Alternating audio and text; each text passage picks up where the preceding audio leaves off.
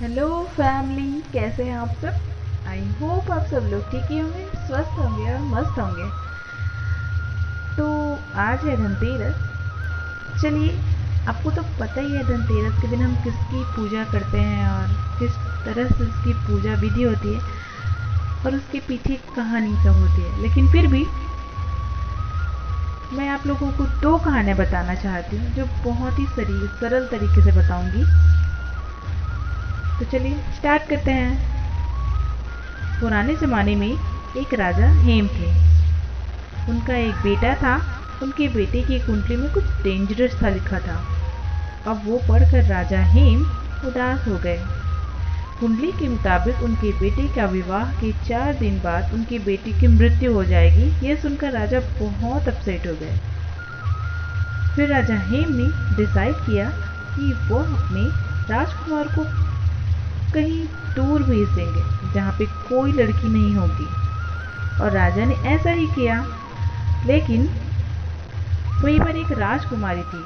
राजकुमार और राजकुमारी ने एक दूसरे को देखा और इन दोनों में एक दूसरे में प्यार हो गया। फिर उन दोनों की शादी कर दी गई। तो उन्होंने अपनी शादी कर ली। अब शादी के करने के 4 दिन बाद वही हुआ जो कुंडली में लिखा था। राजकुमार की मृत्यु हो गई। यमदूत जी घर पर आए राजकुमार की प्राण लेने। राजकुमार को मरता देख बहुत अपसेट हुई।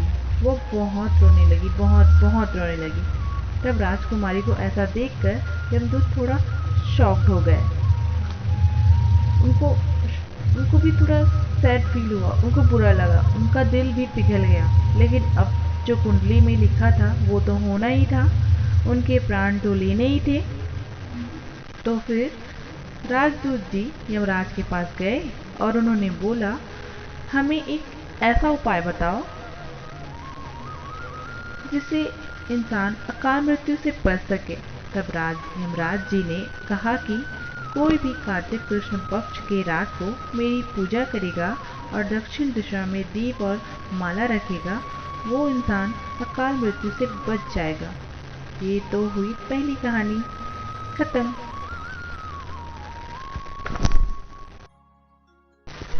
कहानी दूसरी। हमारी जो राजकुमारी थी वो बहुत ही सुंदर थी। वो बहुत सारे जेवर पहनती थी। उनके जेवर थे सोने और चांदी के। विवाह के चौथे दिन राजकुमारी अपने सोने और चांदी के जेवर का बड़ा सा ढेर बनाया और अपने कमरे के बाहर दरवाजे के बाहर ढेर बनाकर रख दिया। फिर वो राजकुमार को पूरी रात कहानी सुनाती रही। तब हमारे जो यमदूत थे वो आए राजकुमार के प्राण लेने, सांप बनके। और जब वो आए उन्होंने इतना सारा ढेर देखा। उस ढेर की रोशनी से उनकी आंखें अंधी हो गई और वो खुद भी कुछ भी नहीं देख सके। लेकिन पूरी रात वो राजकुमारी की कहानियां सुनते रहे।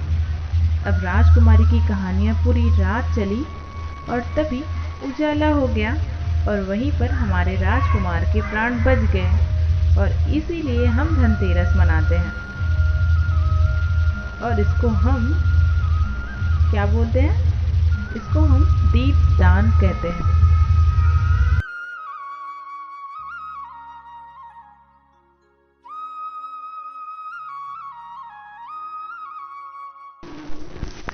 भारतीय समाज और परंपरा की खूबी यही है। इसमें जीवन के हर पहलू को ईश्वर की कृपा से जोड़ा जाता है। जैसे कि बर्तन खरीदना जैसे घरेलू काम के पीछे भी एक अद्भुत कथा है। और सिर्फ बर्तन ही नहीं, धन की पूजा की जाती है। धनतेरस त्योहार के दिन धन के देवता कुबेर और आयुर्वेद की देवी धनवंतरी की पूजा की जाती है। जीवन में स्वास्थ्य बना रहे, लक्ष्मी आयु और एक खुशहाल जीवन बिताने के लिए जरूरत पड़े उतना धन हो, इसलिए धनतेरस मनाया जाता है। कार्तिक मास यानी अक्टूबर से नवंबर तक के समय के त्रयोदशी यानी 13वां को मनाया जाता है धनतेरस। दिवाली के 2 दिन पहले धनतेरस मनाया जाता है। समुद्र मंथन के समय धन्वंतरी स्वयं